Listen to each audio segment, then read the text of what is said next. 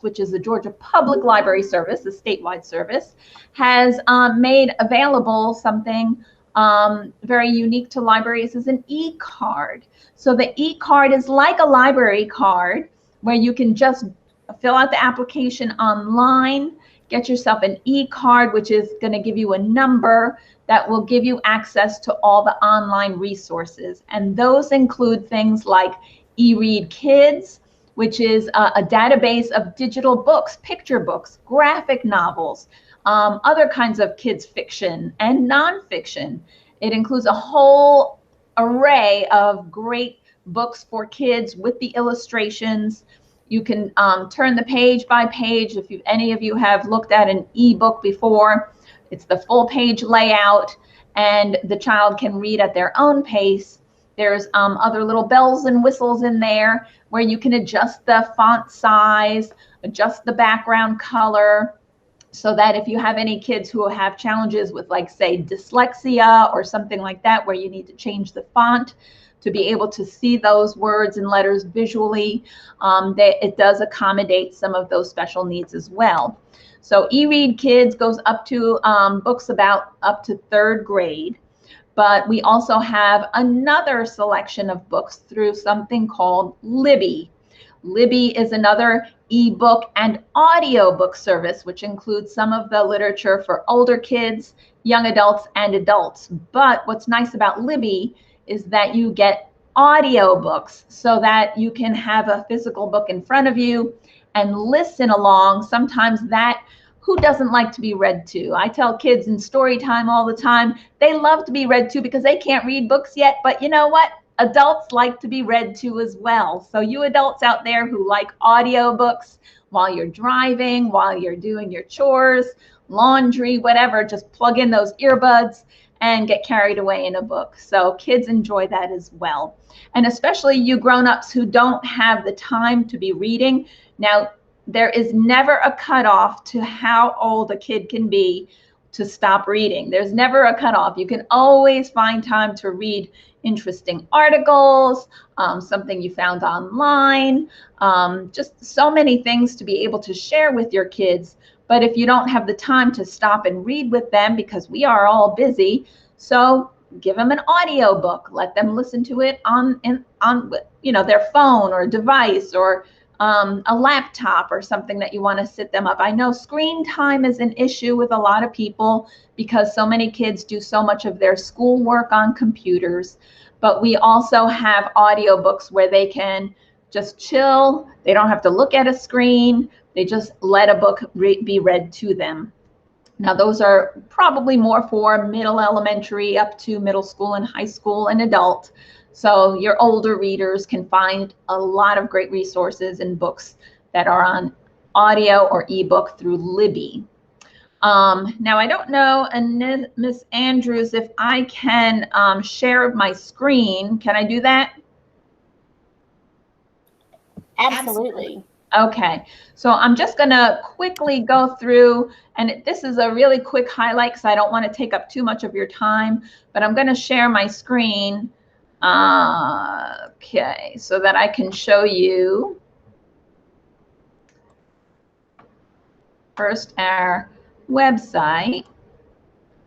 All right, are you able to see the Flint River Regional Library System website? Yes, ma'am. Yes, okay. So this brings you to Flint River. Of course, we have all our locations here listed. These are all the libraries in Flint River, but Griffin, Spalding being the one that you're probably most interested locally. Because we are part of Pines, Pines is a digital system of libraries throughout the state of Georgia. If you can't find a book here at our local library, you can place a hold and it will be sent to you or to us at our library from any library in Georgia. And also, you can return it at any library that's part of Pines in Georgia, which most of them are. So even though we have a local library here, you're not limited to the books on the shelf here. If there's an outstanding book that you heard about through a friend or your teacher recommended for your student, then you can access it through Pines, through the Pines catalog. And that's right over here where you can search for items and place holds. And you can do this all online. You can activate your account with your library card. And if you don't have a physical library card, they're free to every Georgia resident. However, if you've had one before in any of the Pines libraries and say you lost it, misplaced it, can't find it anymore, it's been a long time, it's a $2 replacement fee to get a new one if you've already had one. But if you've never had a Pines library card at any of the Pines libraries in Georgia, then you are eligible. Just bring in your ID. As long as it has your current address on it, we can get you a card and your kids a card. If it doesn't have your current address on your ID, just bring a piece of mail or a utility bill, something that shows where you reside. So we can get you that library card. But once you have that card, there's so much you can do with it. We mentioned checking out books and some of our other services. So if you don't feel comfortable coming to the library and want to make use of some of those additional online resources that I mentioned and some of the others, then you can get yourself, if you go here to get a library card, it'll tell you what you need for a physical card, but also there's a link here for your Pines e-card, and that will bring you to an application that looks like this. And it's relatively simple, just your basics, who you are, your address, date of birth. They ask that primarily because they need to know if it's a person under the age of 18 for whom you are responsible or not. You set up a password because that'll give you access to all those online resources, and it'll issue you a temporary number, and that's the number that you're going to use for all your online resources. Now, that number is not good at the library to check out physical books. It's just for the online resources, but you come to the library with that number and your ID, and voila, we'll issue you your own library card. But in the meantime, this is a temporary fix for you to get those online resources. And I'm gonna pop over here to eRead Kids. And these are just some suggested titles. As you can see, they're bright, they're colorful, they're exciting. Of course, there are some graphic novels or comic book style books that kids enjoy. And I'm one who lets kids pick what they want to read. Yes, there's always that challenge of getting them to read on a higher reading level to exercise those reading muscles. But if they want to read, by golly, let them read. Could be Garfield, could be something silly, but it keeps them engaged. And being engaged in reading creates those warm, fuzzy experiences that I talked about. Because human nature, we're led to do things we like to do. And if they have the warm, fuzzy feelings around reading, then they're going to be more likely to do it when they need to. So talk about literacy, we talk about reading motivation, the motivation to read. So just by looking at these covers on the screen, you can see that there's a lot of variety. There's nonfiction, there's fiction, there's younger, more picture book level, and some for the older chapter book readers. So that's eRead Kids, which goes up to about 3rd grade reading level. And I'm going to jump over to Libby. And Libby is run by the Georgia Download Destination collection of libraries. So everybody kind of puts in their 2 cents as to what books should be in there. It's powered through Overdrive. And you can, let's see, I'm going to go to, go to my library. All right. I'm going to show you my shelf in Libby. So there's down at the bottom of the screen, is the library where you can browse the different genres. It says here to explore, so you can kind of get recommendations. There's some here for children. There's kids reads here, over 250 titles for kids. And then when you go over to this right side of the bottom of the screen is your shelf. And that is what you personally have on your account. So right now I'm reading Thomas the Tank Engine. I just pulled that up so you can see that it's full color illustrations. The text is there. You just scroll through the pages and it'll show you all the details here for Thomas the Tank Engine. And I mentioned you can arrange the font size, the screen background, whether you want double page spread, single page spread, bookmark pages if you want to stop somewhere and come back to it later, just like a real book. So that is a little bit with Libby. And let me go back. And just like a regular book, a physical book, when you check it out, you get a certain amount of time to read it. It's the same with the digital libraries. You get 2 weeks to check out a book and to read it.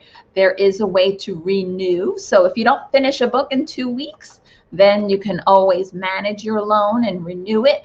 So this one here, I've got to return. It automatically returns. You don't have to remember. There's no fines or anything like that.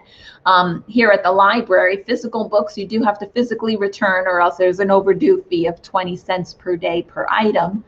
But as far as the digital ones, it's automatic. So the system is set up that when your time runs out, it automatically returns it. So if it's something that you're actively reading, keep an eye on that due date.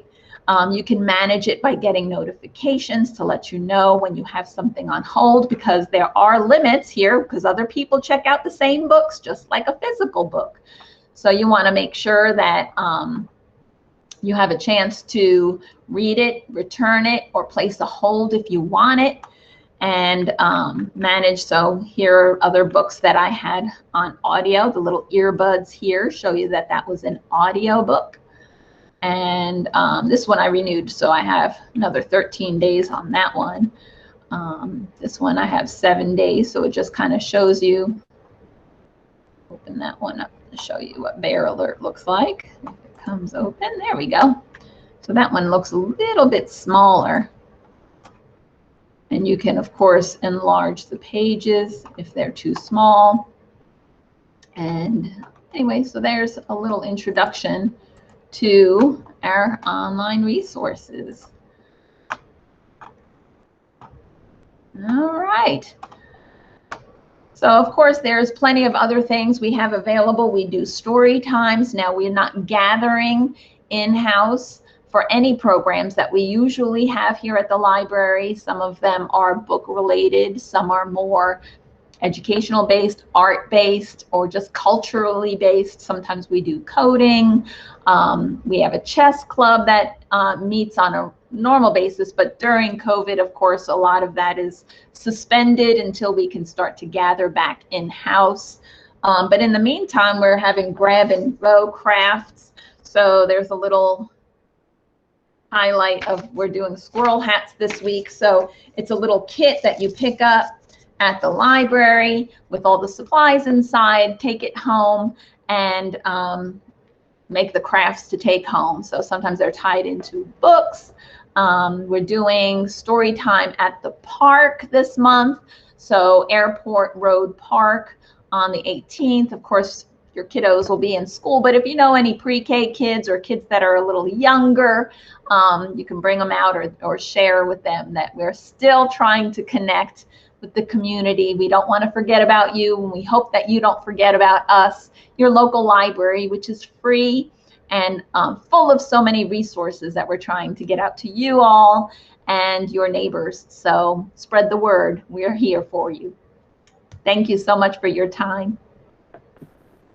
Thank you so much, Ms. Mingo. Yes, thank you so much.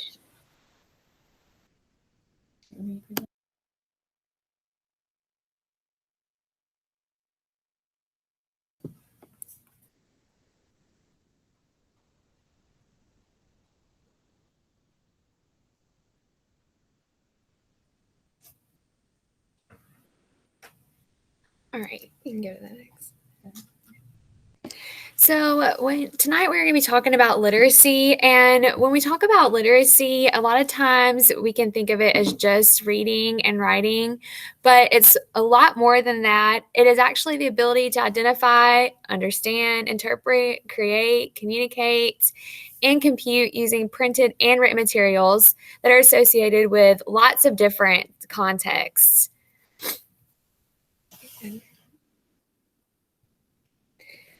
So literacy has changed in meaning a lot with the development of technology, as Ms. Mingo has said, especially in the 21st century.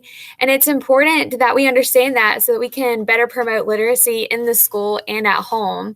And I had a video, but I can just link the video in on our school website for you to watch. But it basically talks about all the different new platforms that students and adults and all of us in the world are using now that we have to become literate in, such as like even Facebook posts that we never had to worry about like in the past that we see now.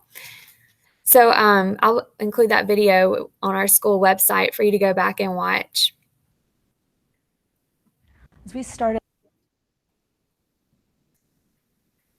So literacy is super important to the school improvement plan goals at Moreland Road Elementary, and we have 3 improvement goals that can be found on the school parent compacts, and those are located on our website. So let's take a look at our goals now.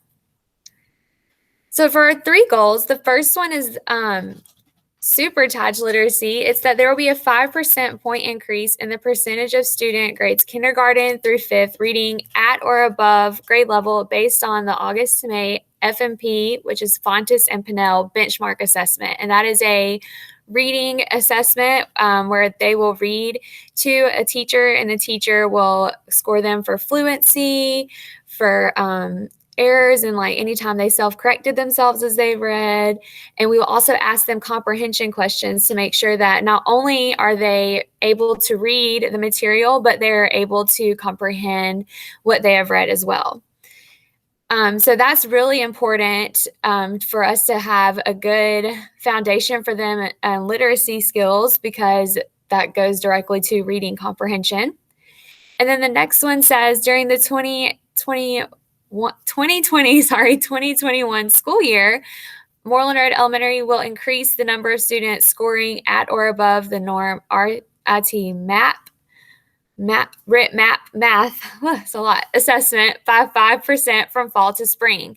And this is also important because they are having to read the questions on the test, and math is not always about numbers. There are also word problems that they are having to make sense of, and that problem solving ability is going to come straight from being able to decode what's happening and making sense of the words and making sense of the situation, which goes straight back to literacy. And then our last goal has to do with PBIS, and it is that we will move from an emerging PBIS school to a distinguished PBIS school through the improvement of culture and climate among students and staff. And this can also tie to literacy, because if our students feel like they are coming to a place where they love to learn and they love reading and they love being a part of what we do here at Moreland Road, they're going to be more successful. And that's anybody. If you love where you are and love what you do, then you're going to be great at it. So that's something that we can also tie back to literacy, because they're going to show improvement as learners when we are making something like literacy more fun for them and something that they actually love to be a part of. So the sequence of reading development, I just kind of took one that I liked from offline and put it together for you. This is just showing where you would start in like preschool as an emergent reader, where they're just looking, you know, maybe they see a McDonald's sign and they're used to going to McDonald's and getting a Happy Meal every time they see like a gold arch. So they're going to look at that gold arch and they're going to associate it with McDonald's. They're just now starting to look at the things around them, like a stop sign. They can now associate that red sign that says the white words STOP. It means to stop. And then they start to get to the beginning reader, where they're able to understand the alphabet and begin to make words. And that's like their concept of print. They're able to see how to use different letters in the alphabet to create words. And then they move to a transitional reader where they can not only understand the alphabet, but they can also use their knowledge of the alphabet and phonics to be able to manipulate words and to be able to help them as they see different types of text. And then they move on to the intermediate reader. And that's when they're finally being able to problem solve as they read, to understand the meaning behind the text. And that's not just being able to read. And that's one big part of Fontes and Pinnell when we ask those comprehension questions, because if they can read the material and don't understand it, then they're not quite literate in it yet, because it's a whole process. And then the last one is the advanced reader, and they are just reading all material to learn. So that is the sequence of reading development, and it kind of goes directly into our Lexile levels, which are on the next slide. And Lexile levels are something that we get from tests like MAP, and Lexile levels go straight with the grade level, and these levels kind of let you know like where your child is at as a reader and in the reader development stages. And I always try to say, especially like as a teacher, to try to find a book that might be like just right for them as far as they can easily read it and comprehend it, but then let them get one that is something that they absolutely enjoy to read. And right now we have a great website that has tons of different books that are titles that are matched to Lexile levels, and I included that website, and we will also post it on our school website. You're fine. So I want you guys to type into the chat, and I want you to answer the question, why do you think it is important for you to develop a child's literacy skill? Why is that something that is important?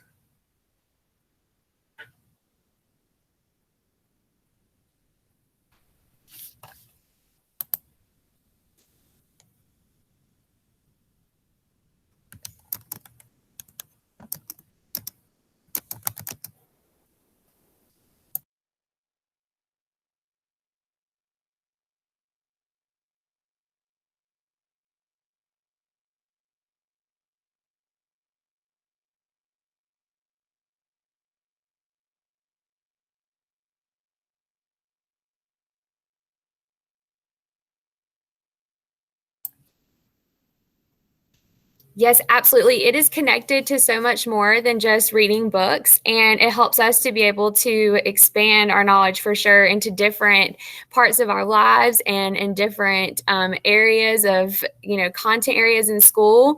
So reading is just it's just the start. When they finally learn how to read, that is just the start for them, and that opens the door to everything in education.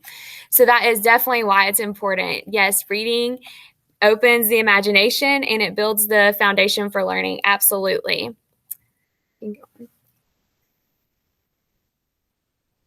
Yes, definitely increases vocabulary, which is huge because, they will stumble across words that they have a hard time trying to figure out when they're reading. And if they're able to read the text around it, then it'll help them understand and make sense of new words. So thank you everyone for responding. And so this is Miss Crankshaw. She is a parent here at Moreland Road Elementary, and she's going to give you some tips on literacy at home. You're on. Hi, my name is Natalia Crankshaw, and I am the mother of a 2nd and 5th grader at Moreland Road Elementary. And I was asked... You're on. Hi, my name is Natalia Crankshaw, and I am the mother of a 2nd and 5th grader at Moreland Road Elementary. And I was asked to let you guys know how I get my 2 kids to read. Well, one of them is, of course, I use technology to bribe them. They have to read a certain amount of book a day, or anything, a comic book, whatever. And then, of course, I reward them with some electronic time, or with a video game. That also includes TV and movies. Now, one of the things that I like to use is I have this right here. whenever they are doing their homework and they have a question or they want to know about something, I always ask them to sound out the word and to look it up. In this, to me, it's almost like a fossil, but I still use it and have my kids use it.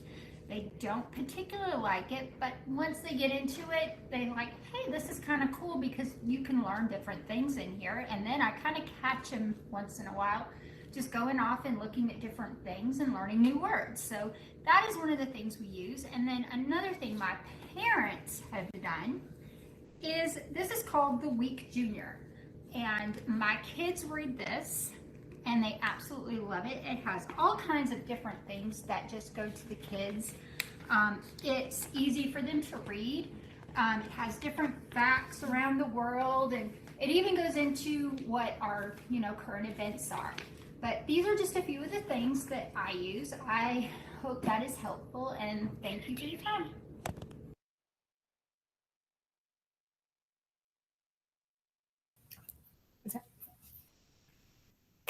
All right. Sorry. I think we went too far on this, like all the way to the end. There we go. All right, so that was Ms. Crankshaw, and she wanted to just share some ways that she promotes literacy at home because, with parent engagement, it's all about how can we work together to accomplish this. So one thing that you can do is participate in all the parent surveys that are sent out by the school. For example, the fall parent survey, because we use that information to help drive how we can communicate and better work together. You can also monitor your child's progress through Infinite Campus and communicating with teachers and having parent-teacher conferences. You can work with your child at home using online resources like reading together, completing any homework, studying, attending any parent-teacher conference and workshops that are offered, utilizing our family and parent engagement policies from the district and the school, which are located on our website. And you can also review the grade level compact to learn the roles of the students, the teachers, and the parents.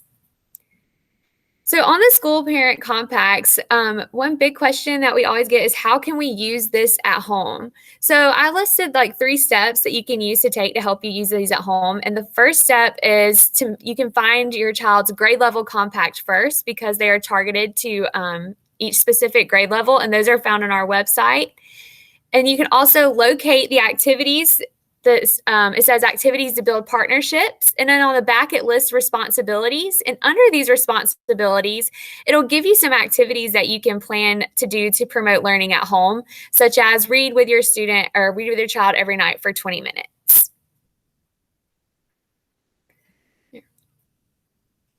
So when we work together, the puzzle for your child's learning can be complete. So it takes a village to raise a child. That's what they always say. And we are a part of that village here at Moreland Road Elementary. And we want to be a part of that village for you.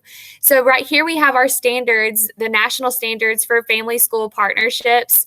And these are the standards that we use to make sure that we are engaging with you and that you can always reach out to us and that we are bridging any gaps that we have between school and home.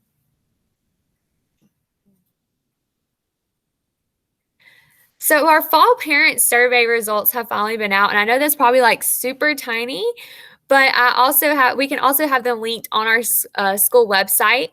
And these are just the summary results, and they're the newsletter this newsletter and December's newsletter. And these are just some of the results that we got from the fall parent survey. And the fall parent survey is really important because that is how we drive, how we plan to better communicate with parents. So the results are right there. I don't want to read through every one of them because I don't want to sound super boring, but you can have plenty of time to go look at that on your own. And it's a really good survey, and it's a lot of good feedback that we get from you guys. So thank you for participating in the fall parent survey for us so that we can use that information.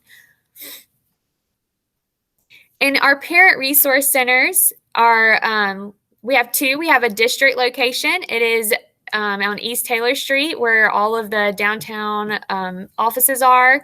And then at Moreland Road Elementary, there's a a location to, but unfortunately due to COVID, you're not gonna be able to come in, but can't wait to open it back up to you. And if you need anything, you can always feel free to message Anissa and myself, and we will make sure that we can get that out there to you. And that is all I have for you guys tonight. So we're going to put a feedback form in the chat that we would love for you to give us some feedback. And I'm so glad that you all got to come and listen to our presentation on literacy. And thank you so much, Ms. Mingle, for joining us. It was my pleasure. And if anybody wants to stop in and ask any questions, we are open. So we could be that intermediary between the school and ourselves. If there's anything you need to communicate to us and people need to come in to pick anything up, we're here for you. So thank you. Good job, ladies. Thank y'all. Have a good night.